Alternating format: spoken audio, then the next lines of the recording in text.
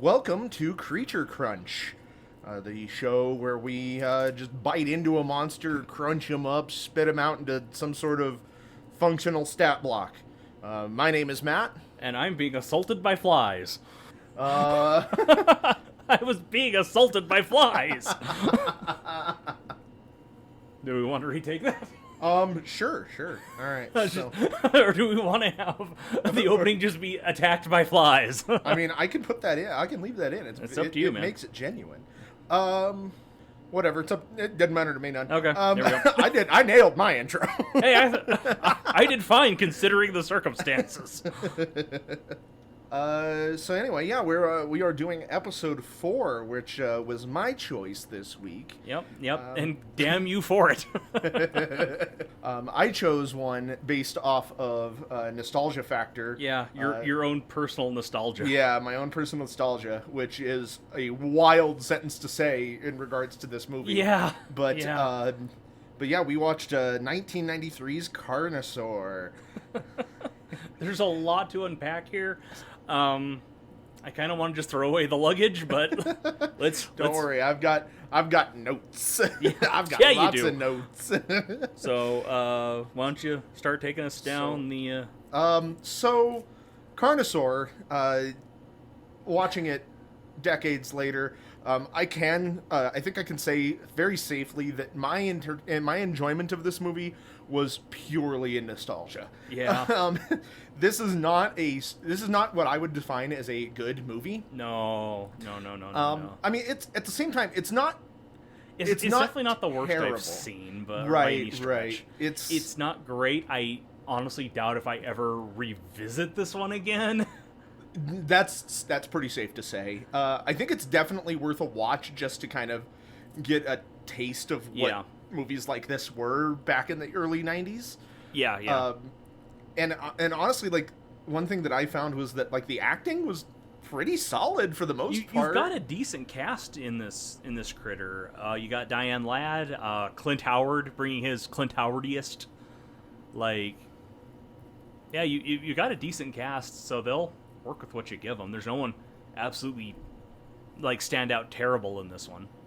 But we'll cover the cast here in a second here. But right now, as far as we can tell, you can watch it on YouTube. Yeah, that's I found it on YouTube. You can get a DVD of it. I don't think it's on Blu-ray at the moment. I didn't see any when I was looking, because I am a lunatic and did find it on DVD and bought it. Yeah. I paid a good $20. And then I got the DVD, and the previous owner didn't even bother to remove the original price tag, which was all of $3.99. Nice, so way that, to go, buddy. That felt good. But hey, you know what? Now I'm the proud owner of Carnosaur on DVD. on yeah. DVD, and I don't know. It's such a part of my personal, like, youth. This is like a classic of the VHS era. It really is, or cable TV. Yeah. That's where a lot of people saw this. Weirdly enough, is cable TV. That's probably where I saw it the first time, was on Sci-Fi or USA or something. Yeah, I know I didn't see it first on cable TV, but I do remember seeing it because they edited out all the graphic stuff. Yeah. And let's be honest, there is quite a bit of graphic stuff in this movie. There's some chunks in this movie. I remember when I watched it as a kid, because it was one of those, for me, one of the weekly rentals from Blockbuster, you know. And dinosaurs and monsters, and I love this. But I remember even thinking as a kid, like, wow, this is the most gory thing I've ever seen up until that point in my life. That's where you can watch it, though. Right now, at least, is on YouTube. I'm not really sure exactly how legally, but I'm sure it's not very legal at all. But so you don't find it anywhere else to stream. Yeah, so you don't have Creature Crunch's official endorsement to watch it there, but you can. Whatever. We're not telling you not to do it. If the studios will not provide piracy becomes a moral imperative. Yeah, pretty much. So, where did this movie come from, and how did it develop? And how can we send it back? So, this movie has, in my opinion, a relatively interesting history. It's very loosely based on the 1984 novel of the same name by John Brosnan, who wrote the novel under the pseudonym Harry Adam Knight. Roger Corman got a hold of the rights to this movie Yeah. and just kind of sat on it for a while. And For then about, what, 9 years or so? something like that. Yeah. Yeah. He eventually, when he heard that Jurassic Park was going into production, he decided to go ahead and jump on this, and very specifically designed the entire production of this movie to release before Jurassic Park, so that he could capitalize on Jurassic Park's marketing and hype. And My dude beat it by 2 weeks. he beat it by 2 weeks. It premiered in theaters 2 weeks before Jurassic Park, and it worked. It made bank. It practically doubled its budget. It had an $850,000 budget, and it grossed $1.8 million. So it was a pretty big box office success. It was a success, yeah. I mean, it wasn't, it didn't make what Jurassic Park would go on to make by any stretch. Right. But that's definitely not the point for here. a movie that was shot for like $3 and a hand job in the bathroom, like, that's not bad. Yeah, it's pretty impressive. This is our first Roger Corman joint that we're watching on the show, and I'm positive it's not going to be the last. Probably not, no. But he's produced something like 2 billion movies. So the interesting thing is, though, obviously because of the success in the story, this movie is largely considered by the community as a classic mockbuster. Yeah. It's the predecessor to the Asylum movie. Right. But I find it interesting because it does not carry the same tropes. No. Which is honestly something that I very much appreciate. It does not, like I said, it doesn't have the really cheesy, campy acting. It definitely doesn't have the tongue-in-cheek humor. It plays everything fairly straight. It does. I mean, it doesn't have a lot of those tropes. You can tell that the people who worked on this legitimately thought they were doing something. They were trying to make a movie. Yeah, they were not something that someone's grandma would check out from Blockbuster thinking it was Jurassic Park. Exactly. So, and also it doesn't rip off Jurassic Park quite as much as you would anticipate. Not really, no. Especially considering the source material. I'll get into it a little bit later. Yeah. But I tried my dangest to track down a copy of the book.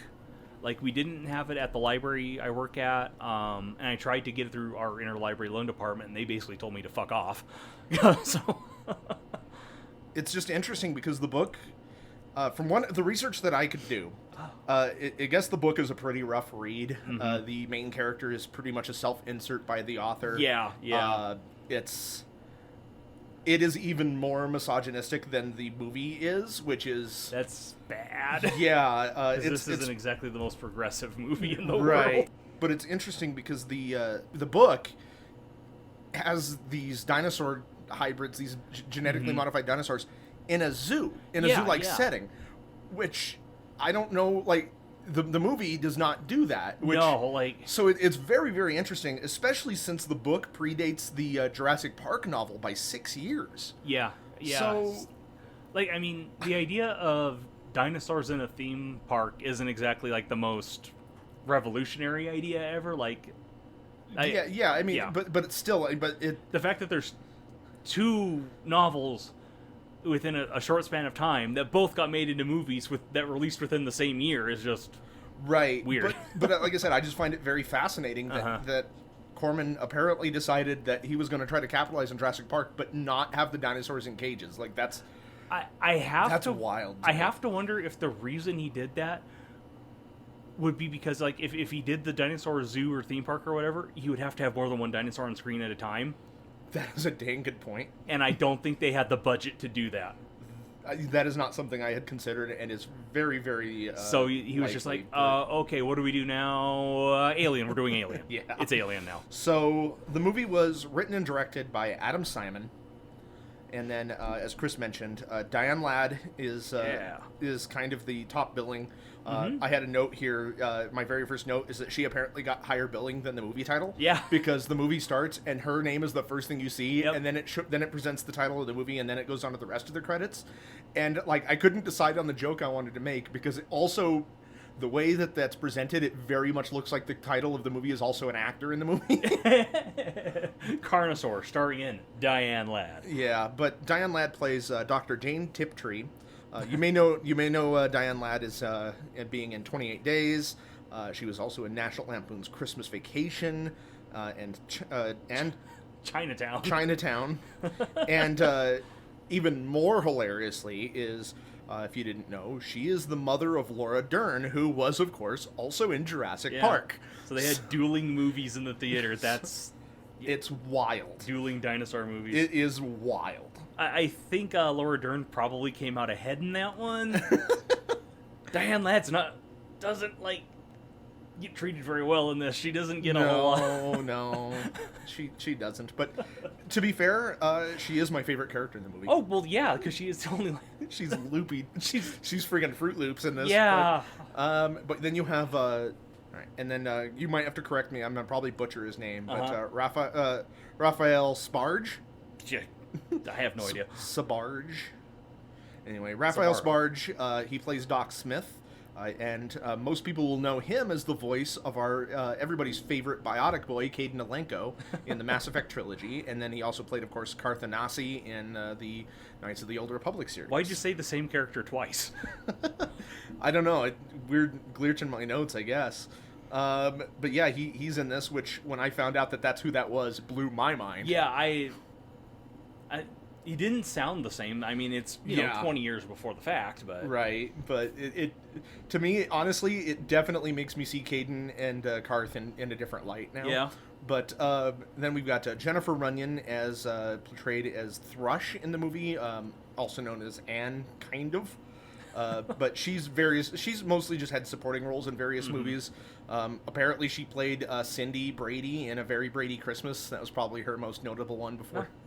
Good for her, I guess. So, and then of course the effects were made primarily using models and animatronics designed mostly by John Carl Buechler. Oh, damn it! I have it right there. You wrote it right there, and you still mispronounced it. I did. That's because I didn't read ahead. Yeah. He's designed mostly by John Carl Buechler, who also wrote, directed, and designed the effects of the 1986 movie Troll, which I'm sure we'll get to at some point. Yeah.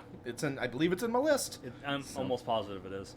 But so yeah, that's kind of the main talking points as far as the cast goes. Well, you forgot the man, the myth, the Clint Howard. I've got him here, but I mean him and his food glory in this movie. Good Lord, I did not like watching this man eat in this movie. No, watching Clint Howard eat is usually pretty gross. It's so bad in this movie too. Yeah. We have two scenes of him eating. Yeah. Why was that necessary? Because he's the chicken man, I guess. I don't know. That's what he do. He do chicken. But yeah, like I said, this movie is not a great movie. It's not terrible, but the misogynistic themes and anti-activist messages are pretty cringy. There's a lot. Like, one of the things that gets me is it does have this very, like, anti-activist message. Very much and then, like, the first couple minutes of the movie, the credits are, like, these horrific scenes of farm factories. Yeah. And it's like, not great. Yeah, so it's like, where you putting your feet here, guy? Right. I have to say, though, I do really adore the music. Music's good. I really like the soundtrack of this movie.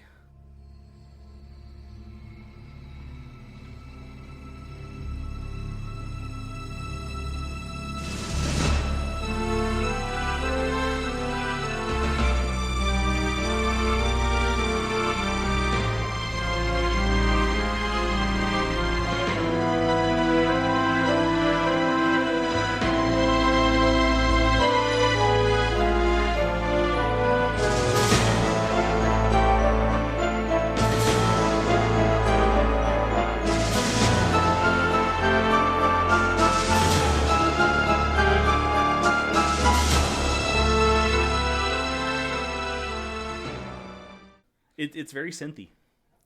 But so let's talk about this movie. I'll try to run through the synopsis as best I can, and as fast as I can, and you can kind of add where you feel. But there's just so much going on in this damn thing. Yeah, it's a dense movie. Like that's something I did not remember necessarily, especially. No, I mean, I guess as a kid, I didn't really have a good concept of pacing and of outlining. Of course, I didn't really pay much attention to the story proper. But like this movie is thick. So it opens up with ARPA, which is the Advanced Research Projects Administration. The wiki straight up calls it DARPA, which is the actual thing, but I don't think that they're supposed to be the same. No, I don't think they're supposed to be the same because DARPA's more disaster like relief, isn't it? Uh, Or like disaster preparedness. it actually isn't. Isn't? Okay, what the hell am I thinking of? You know, DARPA is Defense Against Research Projects Agency. Okay. So it's very similar, but I definitely did not get the impression that that's what ARPA in this movie was doing. No, it seemed like it was just like a bizarre research lab. Like, maybe not even that. Kind of. It's hard to say, and the movie doesn't really make it clear. But, No. but the... It's a made-up, like, government branch. Yeah. No, they're not even government, though. No, I guess not. We'll get to it in a moment. But So it opens up with them discussing Dr. Jane Tiptree, who has done some controversial things with genetics in the past. It's revealed that she's currently working for Eunice. I'm not really sure what Eunice actually does in the movie. It's never made Near clear. as I can tell, they're like food processing. I thought. No, see, that's what I thought too. Yeah, because they talk about all the food stuff that they've done. That's a division of Eunice. Okay, well, yeah, so they're kind of like Monosto or something like kind of. It's a big company, and they've got all kinds of different things. I don't know. It's weird. It's weird. But at any rate, it's revealed that she has a contract that allows her to work without interference from Eunice for 3 years. So Right. basically, she can do whatever she wants, and they can't do any. They can't even look into what she's been doing. How do you get a contract like that? Like, that is wild. Well, it's kind of. It's said in the movie that like she used to work for the military and basically designed bioweapons for the military, and she has. While it was controversial, she was very successful and kind of has a reputation. So I imagine that was probably how she did it. But yeah. But eventually, it shows, and there's a lot of the kind of overlays in the movie presenting a lot of different information. Half of which is almost mumbo jumbo, just kind of like scientific terms saying, oh, you know, this percentage of cells is. A certain percentage of cells per million is infected, and throughout the movie you just keep seeing that percentage usually go up depending on the area. But the more important stuff is of course the establishing locations, and it tells us that she's working in the food science division of Eunice. Which is a terrifying phrase. Exactly. It cuts to a driver who sneezes directly on his passenger. Yeah, that was gross. Yeah. Like, that was... Yeah. Maybe it's just because everything that's been going on for the past couple of years. Well, the movie, I don't know. It's just gross. It's still, like, even pandemic aside, like, I still, like, it's just, he leans over just directly to sneeze on him. It's like, why? But we later learn that the guy who got sneezed on, his name is Swanson, so I'll be referring to him as that from here on forth. But the two start investigating this... basically a poultry plant in Eunice's food science division, where they find some bloody chickens and a bloody chicken mess in a cage. And then sitting next to bloody chicken mess is a big-ass egg. And it hatches into a baby creature and immediately jumps up, scratches Swanson on the face, and runs away. This all happens while Tiptree is watching through, CCTV. Yeah, I did it. I did it in one. CCTV monitors. And then we cut to Slim Fryer, the titular Clint Howard. The titular Clint Howard. Yep. He is the Carnosaur. Yeah, we cut to Slim Fryer, played by Clint Howard, who's loading chickens into a truck at the Purex poultry plant, which is a different division of Eunice, in Climax, Nevada, which is where this movie takes place. I didn't realize that was the name of the town. Yep, it is Climax. Climax, Nevada. Yep. Oh my god. Yep. Slim comments that he thinks he notices that the chickens are acting very nervous, and he comments that he thinks it might be because of incoming rain, or that maybe the sky is falling. Yuck, yuck, yuck. Yeah. But we then notice that the audience notices that there's an awful lot of blood on the door to the truck. Nobody else seems to notice this. Yeah. We cut to the plant manager, whose name is Jesse Paloma, played by Frank Novak, who is also very clearly sick, which is a theme we'll see in the rest of the movie. A lot of the characters are supposed to be sick, and to be honest, they sell it. Like, I think... Especially, like, in the hospital scenes, or the doctor's office later. Like, You get the feeling, and I've seen people like that over the past year. Exactly. Like, these people are unwell. They feel unwell, and you really get that feeling, which is why I find it interesting that the direction on the truck driver was specifically to, like, sneeze directly on the passengers. Like, we don't need that. We can tell that people are sick. Yeah. But Jesse is telling his security guy not to let anybody leave the plant until this creature that was hatched from the egg is found. He also wants this to be kept under wraps, very secretive. Mm-hmm. The security guard, Tony, is very bad at his job. He sneezes into a hanky and then shakes the hands with the poultry delivery driver, whose name is Merle. And then Merle casts his own of truth.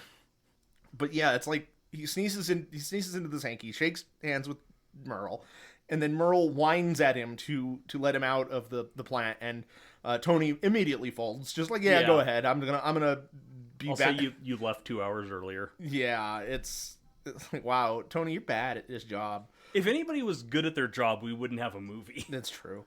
That could be said about a lot of movies, though. Yeah. So a lot of horror movies. Anyway, while in transit, a chicken is attacked and killed by the hatchling dino in the back of this truck. Merle notices this and pulls over to investigate. And then we get our first instance of a very repeated effect in the movie, the green dino vision. Yeah, which is our predator vision for this one. Yeah. Do dinosaurs actually see all in green? Like, was that...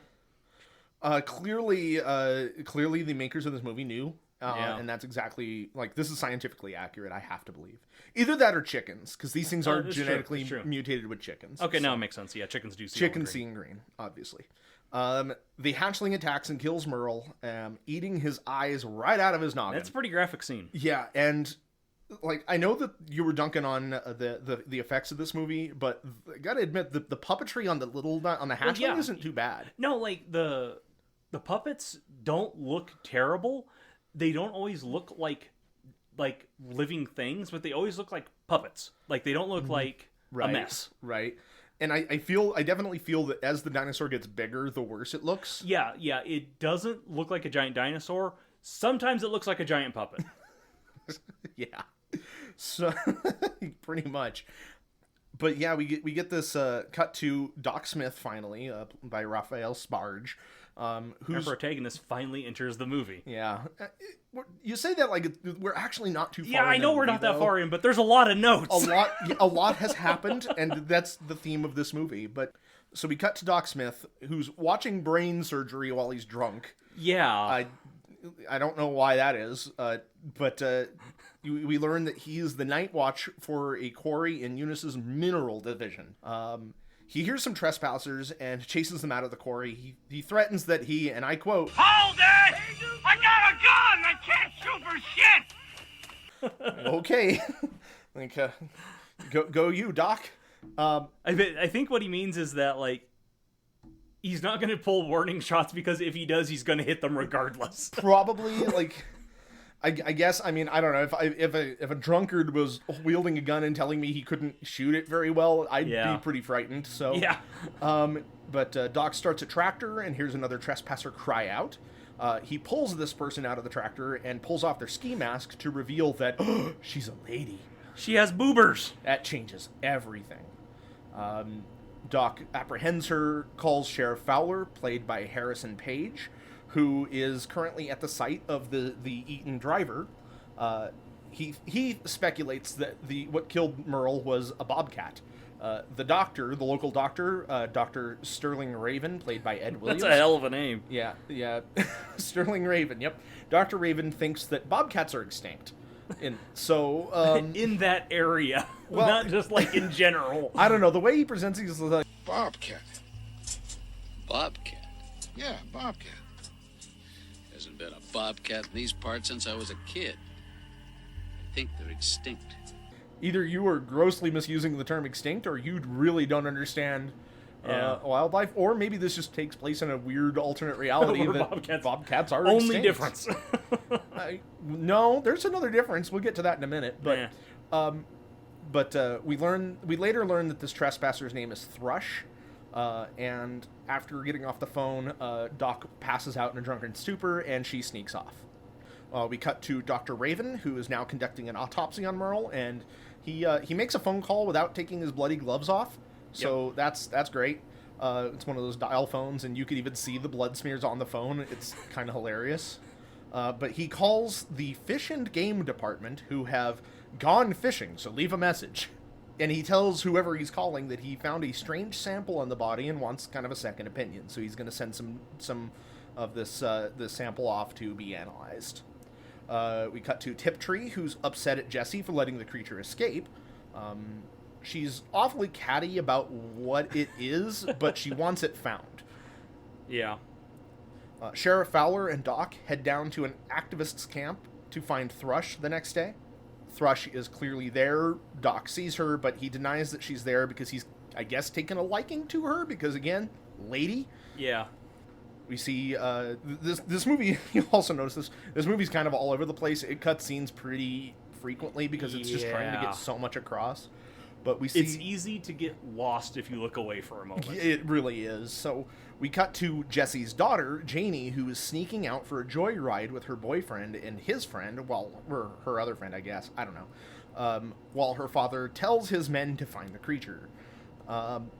We have a scene where Thrush approaches Doc, tells him her name, and that she used to be Anne.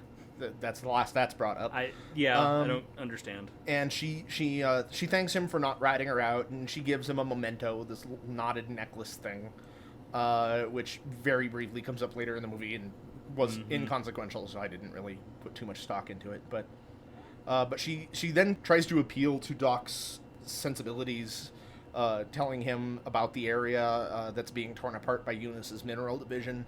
Apparently, it used to be an area known as the Dinosaur Highway, a migration route for dinosaurs. And where they drive their little cars and get into stopgap traffic and have the kids in the back whine at them, and then they'd eat them. The circle of life. Circle of dinosaur. No wonder they're extinct. She cars. She chastises. What were those fueled on? Grandpa? Yeah. Oh God. As soon as a dinosaur would die, they just melt him down into crude, and then they just go to town. There you go. Yeah. But they're big. They got lots. Grandpa's gonna fuel the car for 3 years. She chastises him for destroying the land, but he claims no responsibility because he's just a night guard. Which I'm gonna be honest, I feel you. I feel you on that. That's the equivalent of I'm never gonna shop here again to the minimum wage employee. Yeah, he's just like, I do not give two damns. No, stop! Don't come back. Yep.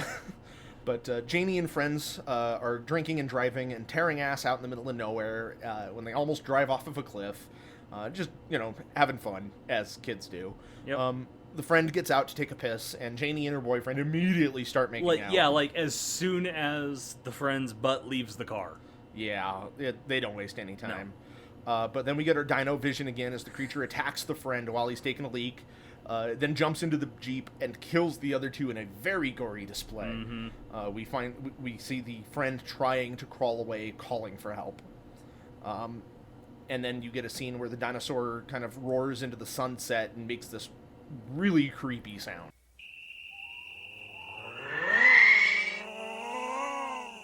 I think it's a falcon.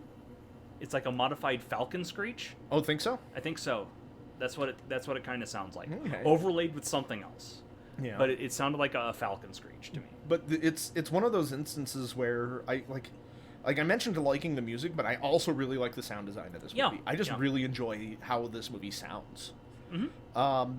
We cut to a man named Fallon, played by Ned Bellamy. We saw him briefly at the beginning of the film. He seems to be an important member of ARPA. He's the one who was kind of conducting the entire meeting about Tiptree in the beginning. Yeah. But he's upset that the FDA wants to test his beef because he mixed the DNA with a turnip. I don't know why you would do that. Yeah, and he's planting cows. And he's upset that the FDA wants to test this. This really doesn't go anywhere other than, I guess, establishing that he's trying to get things under the FDA's nose, which is why I don't think this is a government. I don't know. But who are these people? Why are they allowed to do this? Yeah. His assistant, some woman with a tablet. There's a lot of those. comes up, and she informs him of the test results of Dr. Raven's autopsy. Apparently, when the state checked the saliva found on the body for rabies and other diseases, they found a genetic marker in it that's registered to Eunice as a chicken.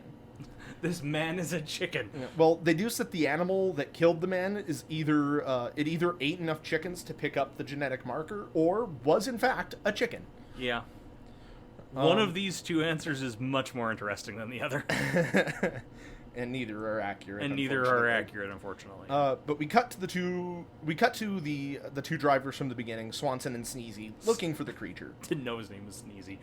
Well, that's what I call him. Okay. I thought that was no, that's credited as. No, he doesn't. I didn't bother looking up his Okay. character's name. I just do Swanson because they reference Swanson in the movie. Okay. And he's got his name badge. Sneezy's name badge is covered up by his seatbelt. But Okay. But they're looking for the creature. Sneezy is busy eating a bucket of chicken. Yeah. Not the last time we'll see something like this. No. Very chicken-heavy movie. And he offers some to Swanson, saying that it'll help calm him down. But Swanson only hungers for revenge against the chicken that scratched up his face. Not the white whale I would have pinned, but... You know what? If you're gonna die on a hill, like, it may as well be against the monster that tried to eat your face. Sneezy reminds Swanson that they have orders to trank the creature, but Swanson wants blood. They find the dino, and it breaks through their windshield, killing them both.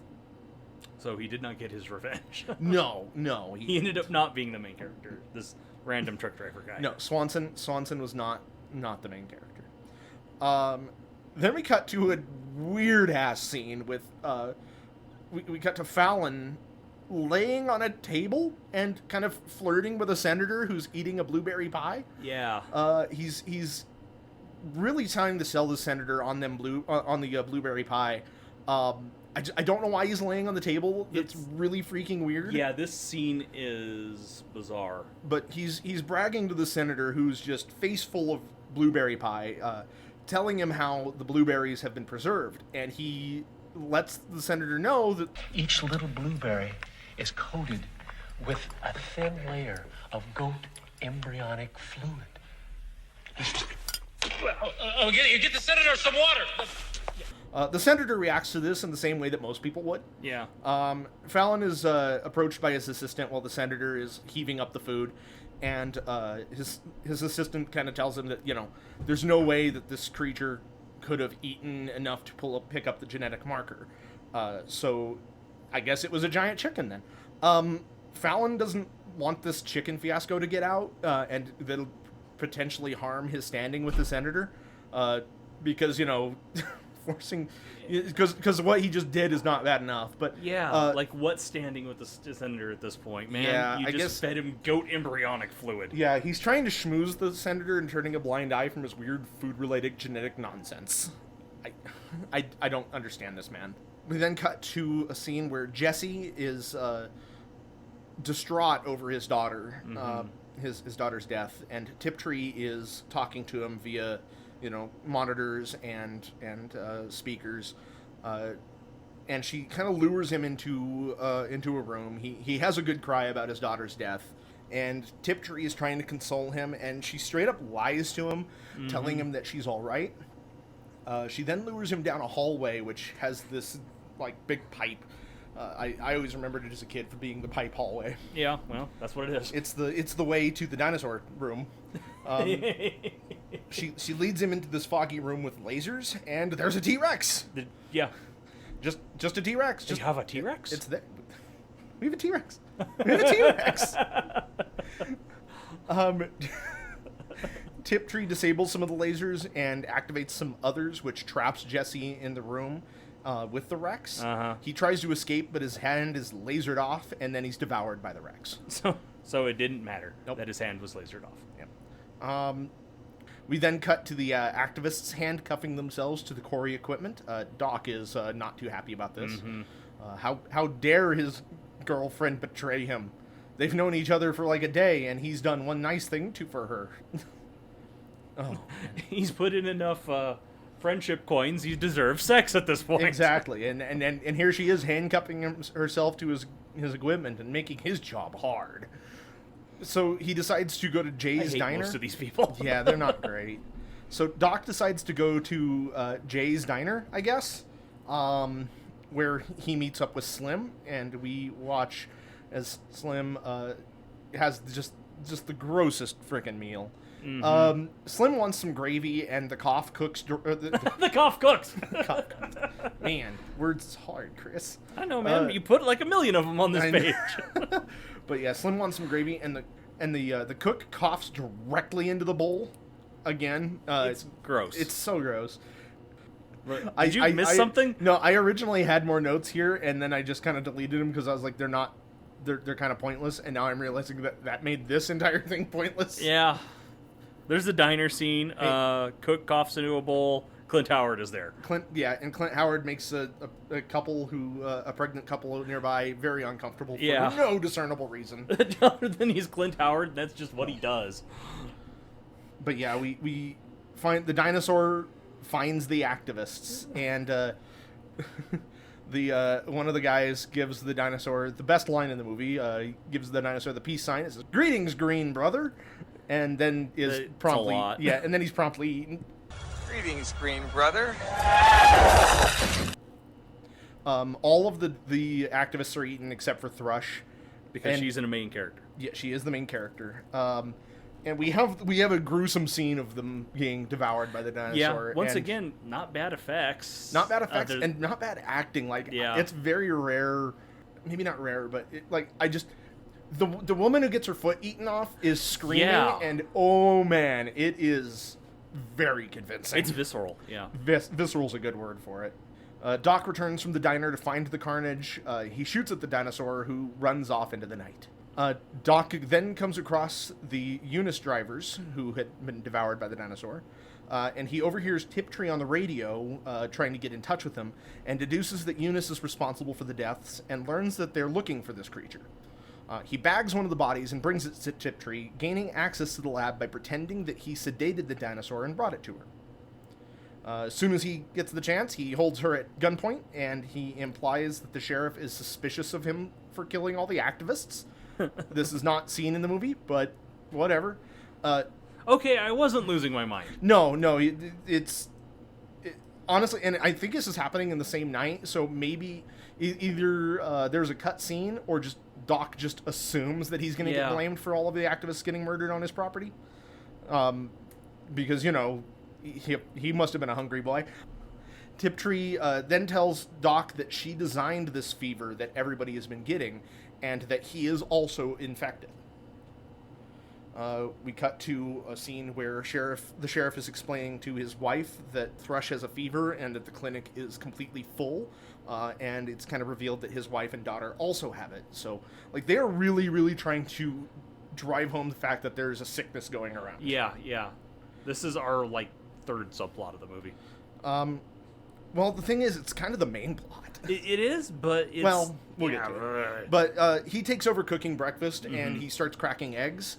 I remember this scene screwing me up as a kid, because I do not like green eggs and ham, Sam.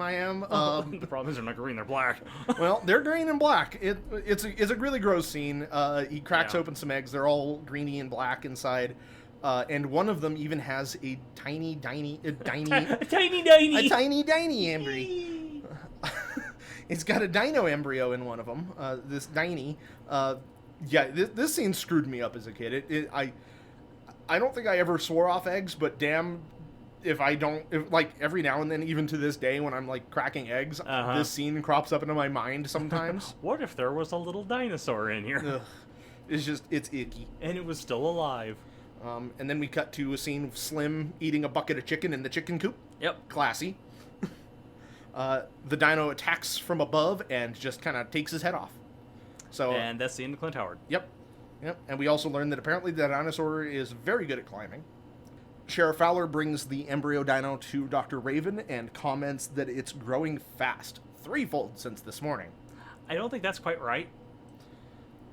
It's definitely bigger than it was when he hatched it, but if it was, egg size. It was egg size, so if it was 3 times that size, it would have been like, Yeah, maybe like hand size. I mean, yeah, give or take. Listeners, take note of how far Chris's hands are. Yeah, apart so that you can I see. was like, okay, how far is that? That's not quite a Yeah. foot. Okay.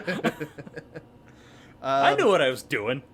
But This yeah, is a visual medium. so after examining the creature, because apparently Dr. Raven is the only medical professional in this area, but he moves around his clinic and just touches every single one of his sick patients Everything. with his bare hands. Yeah. Like, it's supposed to be a scene establishing that, yeah, this clinic is full. Everybody is very, very sick and feeling unwell, and Dr. Raven clearly has compassion. It is just... Instead, he's smearing everybody up. Yeah, like, I watched this with Penny, and, like, her exact comment on this scene was just like, yeah, that's right, make sure maximum contamination. Yeah. Just go around and spread that thing as best you can. Tiptree's secretary, Susan, is apparently also sick, and Tiptree's kind of giving a little bit of exposition in a very, like, I don't know, I didn't mind the exposition dump or her monologue. I think maybe because it was so broken up, and Right. I don't know, it seems very sinister and just foreboding. But she, Tiptree explains to her assistant that, or her secretary, that Right now, your body is an evolutionary battlefield. for Which whatever that means. means what exactly? Yeah, apparently Your soul, the flame that heats your body, that drives your fever, is the same fire of creation. Tiptree's just loopy. Yeah, Like, she's just Fruity Loops. She's lost the plot if she ever had it. Susan is acting like she's in labor. And there's a good reason for that. Oh, God. Yeah. She gives birth to a dinosaur egg, dying in the process. I don't think it's an exaggeration to say this is an explosive birth. Isn't this the way that the Super Mario Bros. Movie started out? Guys, don't make me think about these things. I'm asking questions here. Although, but Tiptree brings Doc into the incubation room where she takes this dinosaur egg, and he threatens the eggs, and very easily finds Tiptree's nerve because she Yeah. is very protective of them. He now has some pretty good pull against her. I Yeah. don't know why she brought him there, but whatever. She's got to show off her evil plans. Yep. We cut to a scene where the federal government has set up a quarantine of the town, and Fallon is there for some reason. So maybe he is part of the... I don't understand this man's role. He chastises the CEO of Eunice and is appalled that nobody questioned why Tiptree, a woman known as the quote-unquote fairy godmother of military biotech, was working with chickens. Maybe she just likes chickens, man. Yeah.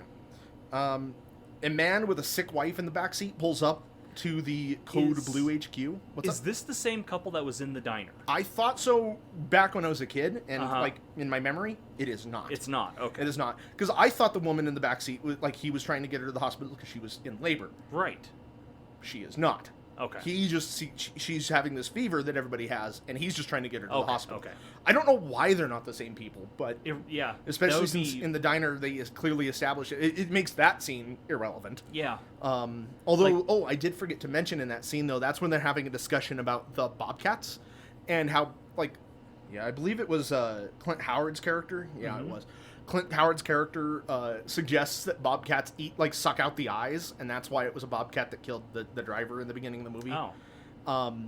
So, yeah, Bobcats in this world are just fucking wild. Yeah. But anyway, they have guns pointed at him while they take his wife away, and they order him out of his car, take him away, and kill him.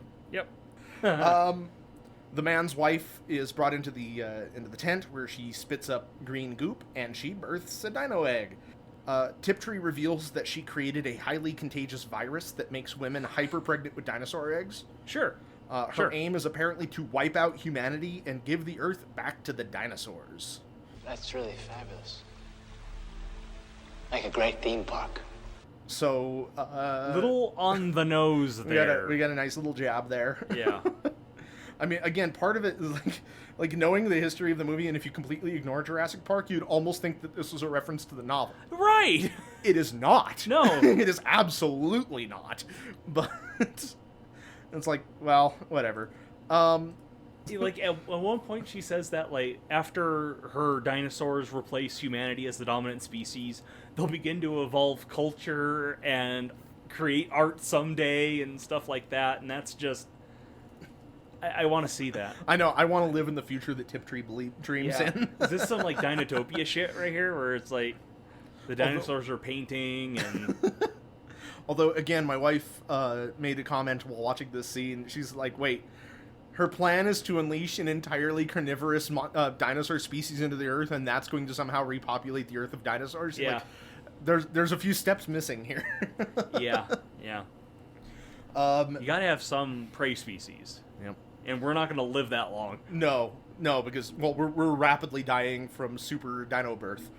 So, yeah, we've got maybe a generation at best left. So, we then cut to, we see the dinosaur, the main dinosaur, the Carnosaur, approach a pet shop where a barking puppy is inside.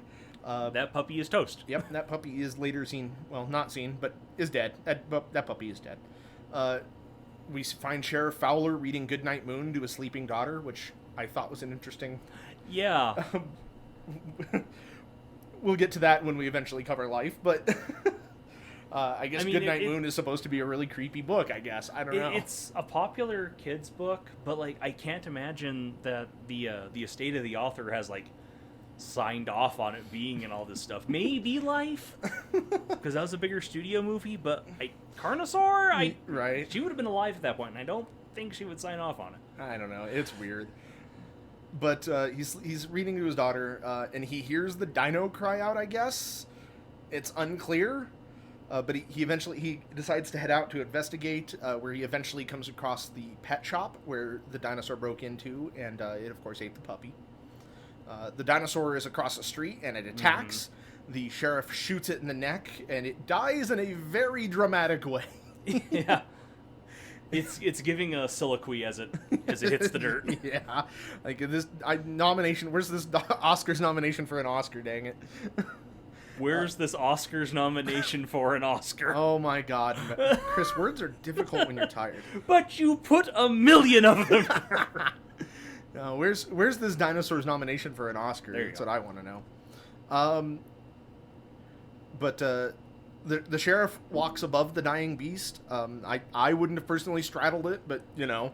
Yeah. And the dinosaur, in its last dying breath, shoves its entire foot through his gut, and he blows its head off. Yeah, I kind of want to know, like, the physics of this last dinosaur attack, because it doesn't look like its leg should bend that way. They probably shouldn't. But the dinosaur was so enraged in its dying moments that it broke its own leg backwards to stab him. No. You see, it's the chicken genetics. Chickens are known to be able to do this. It doesn't come up very much because, I mean, chickens don't kill people, generally. Don't they? They generally don't kill people by shoving their entire foot through somebody's gut. But if they could, they would. Fallon, Eunice's CEO, and the military are discussing the situation. They determined that the virus could wipe out humanity within 6 months. Yeah. The CEO posits that with the use of artificial wombs that they've been developing, for some reason... they just have. Yeah, they could rebuild the species by breeding a new generation of females. Yeah. Fallon thinks that humanity might even become stronger in this wake. Yeah, that's pretty gross. It's...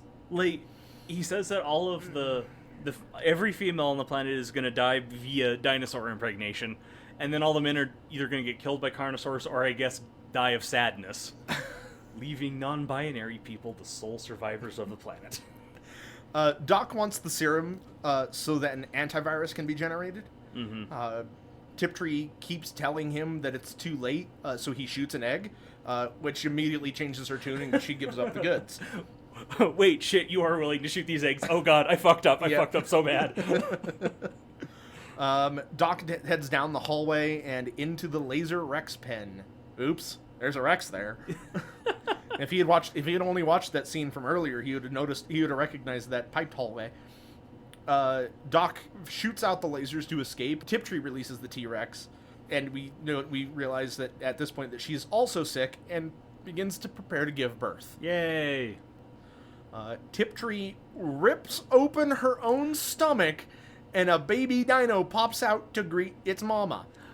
I guess they just really had to drive home the idea that this is an alien knockoff at this point. Right? I don't know why this scene exists otherwise.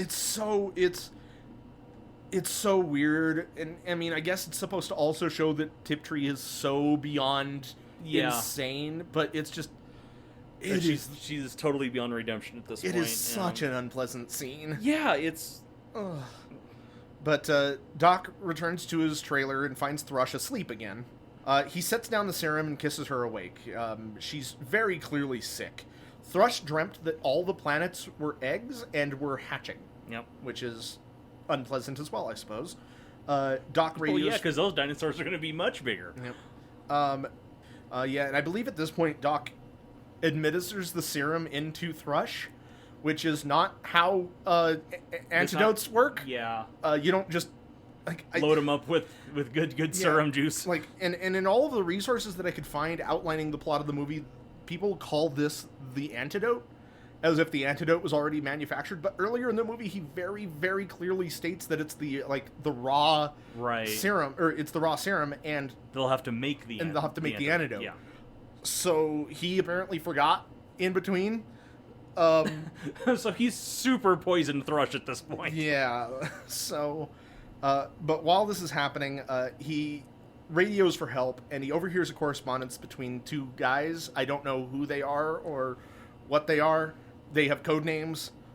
One of them finds the feds, and the other finds the T-Rex. I don't know which is worse. But Doc deduces that the Rex is traveling to the quarry on genetic instinct, following the dinosaur highway. Honk honk. But the feds kill everybody at the clinic. They take photos and burn everything.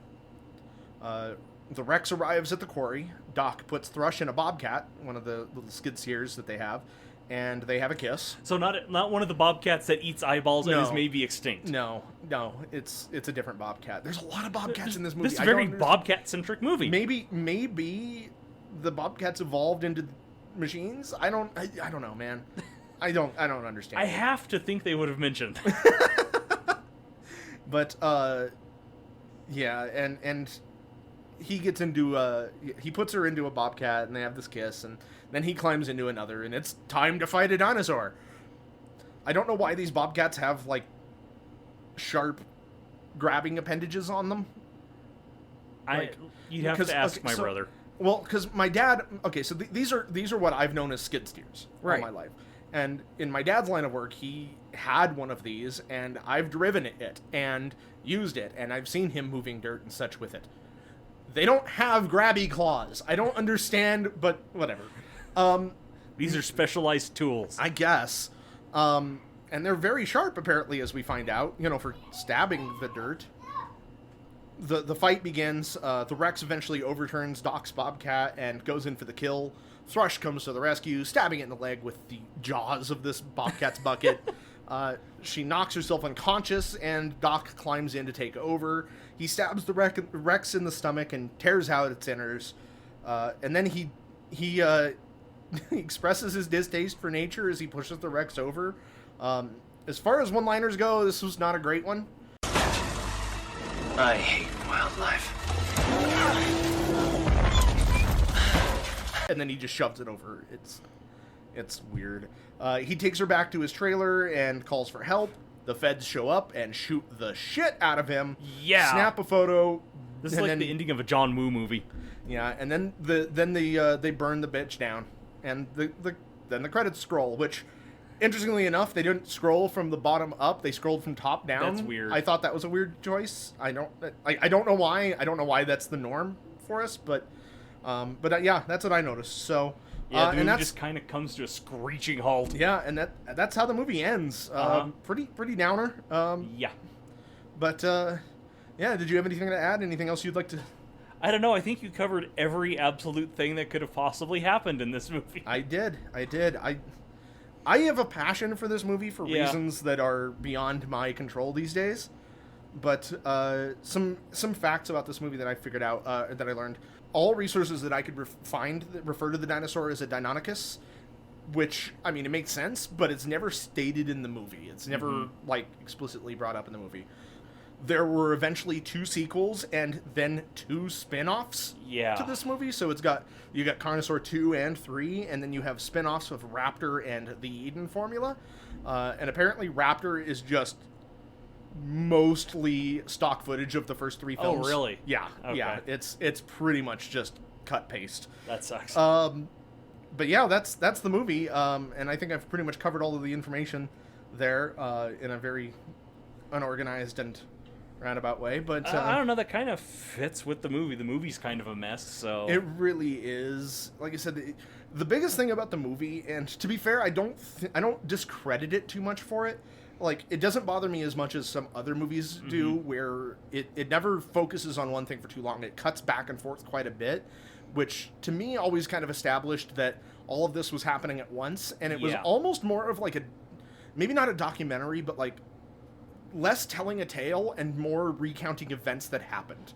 Yeah. Like, I don't know, the movie itself, all from start to finish, has a very ominous kind of vibe to it. This very dark and kind of constantly like an omnipresent just dark force that's just kind of crushing on you. So, and like so much happens in this movie, but I don't think the runtime is very long on it. Like, what is the runtime on this critter? The runtime, an hour and 23 minutes. Yeah, so it doesn't even break the 90-minute mark. Nope. Which is a short movie, but it's just jam-packed. It is full. It is. Yeah, there's so much going on, and it's almost to the movie's detriment that there's just so many. And there's a lot of scenes that just feel like they should have been on the editing floor. Like there should have been more conservation of character. It would have helped to have a smaller cast. Absolutely. And like, I don't know. It just it's a baffling movie. It goes at a breakneck pace. I noticed that you in your notes you had said that it kind of drags in places, especially in the beginning. Yeah. But for me, it was one of those where it was, and I remember sitting down to watch this with Penny. I was expecting to watch this in 2 chunks. I did not expect to watch it in one full thing. But like, you blink and it's over. It's just like, wait, what? Like, there's no pause. It doesn't give you any moments to breathe. But yeah, it's just that they kind of backload it with the dinosaur stuff, and the front part is a lot of people talking. It's information being passed along, but it's like, compared to the back half especially, which is bonkers crazy. Like, the first half is just like, okay, there's a chicken dinosaur, and now it's gone. Right. And then it shows up and murders absolutely everybody. Yeah, it's like a serial killer. It just kind of goes around and just murders people. That's kind of why I made the comparison to Alien. Like, it's not a Jurassic Park ripoff. No. It is an Alien ripoff. Absolutely. Very much so. And like I said, that's just so weird because they had the building blocks there to make this a complete Jurassic Park ripoff. Yeah.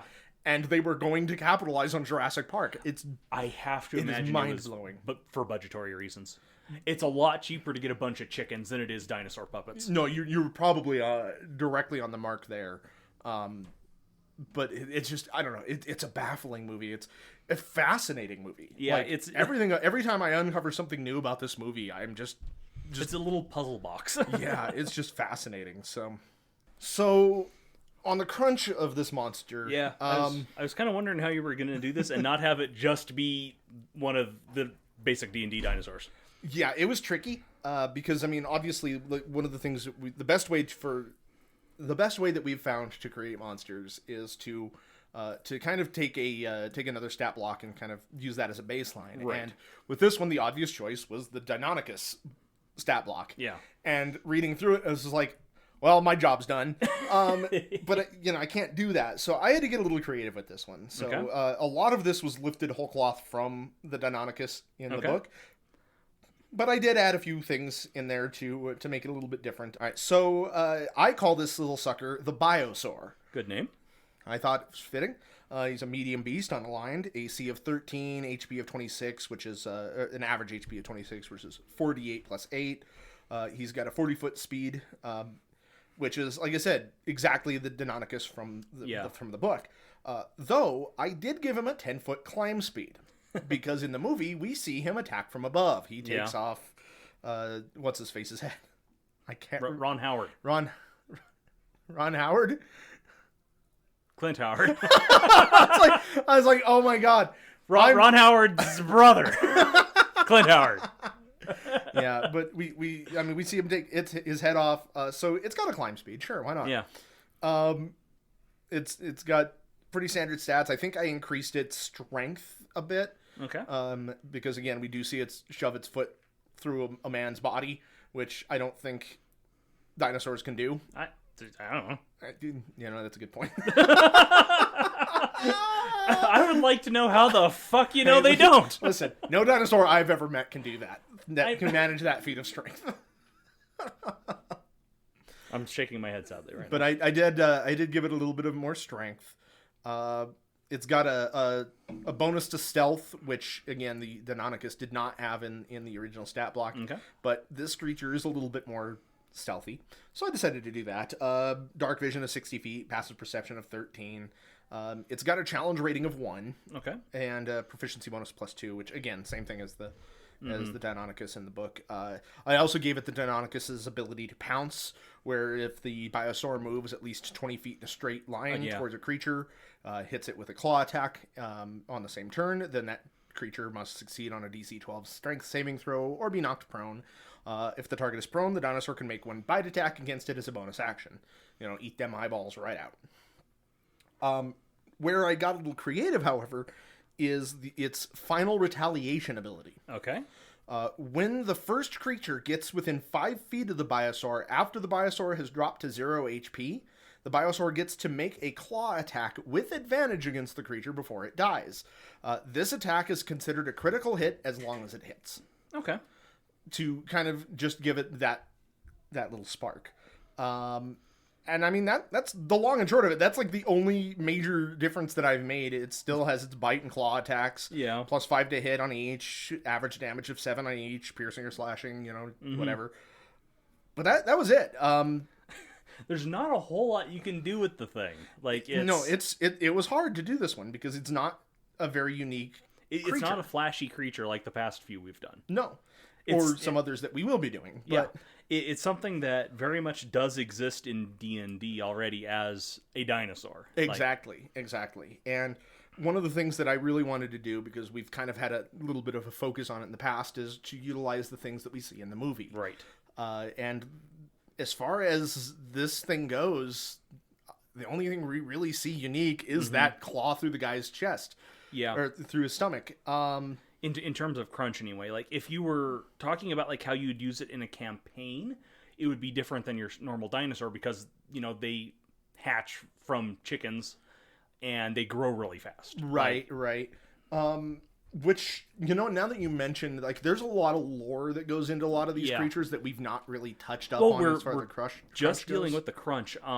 If we ever want to do a more extended cut of some of these monsters, like that's something we can always do. Yeah, that's not a bad idea. Yeah, I'd really like to revisit some of those and give some of the lore. I think it might be a little tricky. I don't know.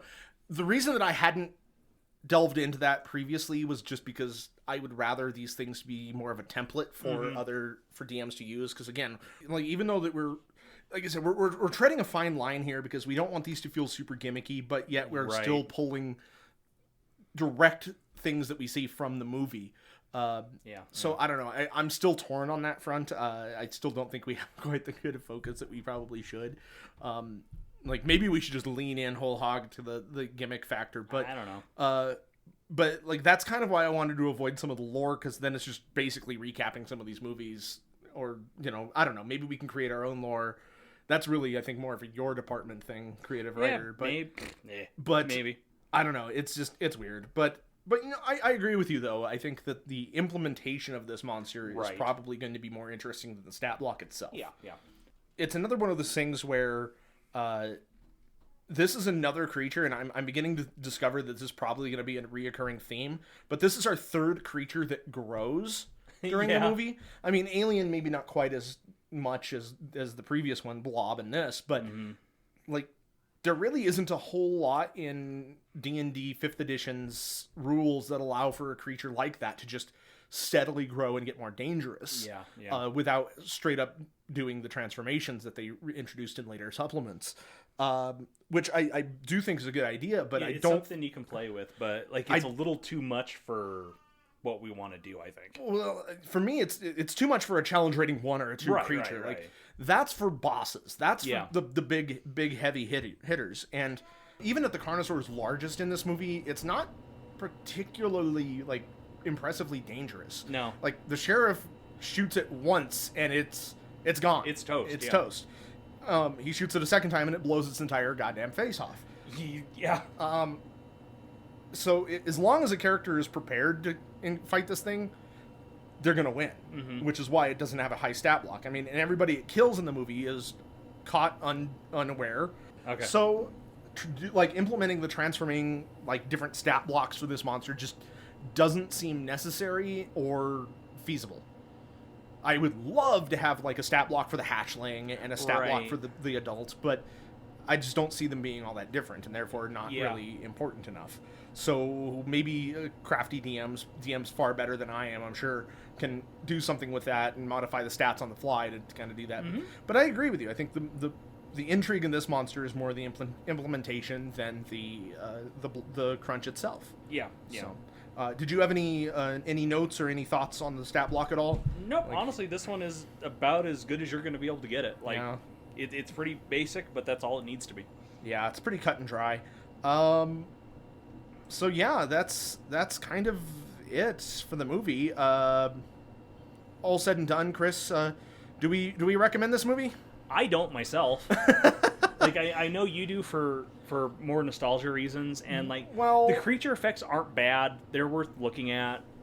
Like, Yeah, I mean, I know there's supercuts on YouTube of the kill shots from the movie. I think you'd be better served watching those. Yeah, I don't know if I definitely don't recommend the movie even for the nostalgia factor because that's a very me thing. And if you have that thing, then you've already seen the movie, obviously. Right. I do recommend checking it out at least once because it is kind of a wild movie. It's very different from Yeah. what you might expect from everything else. Like I said, it's not your typical Roger Corman movie. It's not a typical. I don't know about that. It's pretty. Well, it's not a typical mockbuster. It's not. Yeah. It's very different, and you can even watching the movie, you can tell there's a lot of lore there. They shove as much as they can at you, but you can tell that there's still more there. It's fascinating. I recommend at least checking it out. I don't know, maybe not. It's hard to say. It's hard to say. Like I said, there's a lot of cringy themes in this movie. There is. It doesn't hold up well, I don't think. No, Like, it definitely doesn't. It's a pass for me, but I don't know. Like, All right. that's what I got. So Chris, what are we watching next? It's next time is your choice. Yep. Well, like, kind of staying with the theme of great big lizards and reptiles and stuff like that, we are going to be watching Anaconda. Oh boy. Yeah. I want a John Voight stat block now. All right. Well, cool. Anaconda. What a fun. Yeah. All right. So yeah, that's the episode. Thanks for listening in. We really appreciate it. I hope you tune in next time for the giant snake action. But yeah, you can follow us on Twitter. We are at Creature Crunch. You can also join our Patreon, Creature Crunch. Right now, at least we only have one tier, which is a $5 tier. Get access to our Critter Kibbles episodes, which are little mini episodes where we kind of create fun stat blocks and other rules for other things we see in this movie. In this one, I plan on probably doing something with the Rex, and then also I really want to do something with those bobcats that fight the Rex. Not the bobcats that eat the eyes and are extinct. No, probably not those, Okay. although there's an idea there somewhere, but we're probably not going to explore it. But yeah, and if you'd like to reach out in any other way, we do also have an email, creaturecrunchpodcast@gmail.com. If you'd like us to specifically cover a movie that you are personally interested in or enjoy, feel free to shout it out to us, give us definitely a let us know. recommendation. Chris, where can we find you? You can find me on Twitter at the Library C. That's CEE. And you can find me on Twitter as well. I am at Danny_Hamsteak. We also have another podcast, Shouting at Dice. It's our actual play D&D podcast. that I'm That planning will on. return at some point. Yeah, I'm planning on editing some more episodes here pretty soon. I just have been kind of sitting on it for a bit, but Sitting on it like you're sitting on a chicken egg that's gonna hatch into a dinosaur. oh, but all right. Well, thank you for listening, you guys, and we will see you in 2 weeks. Keep on crunching. Is that our thing now? I don't know. That's what I said the past couple.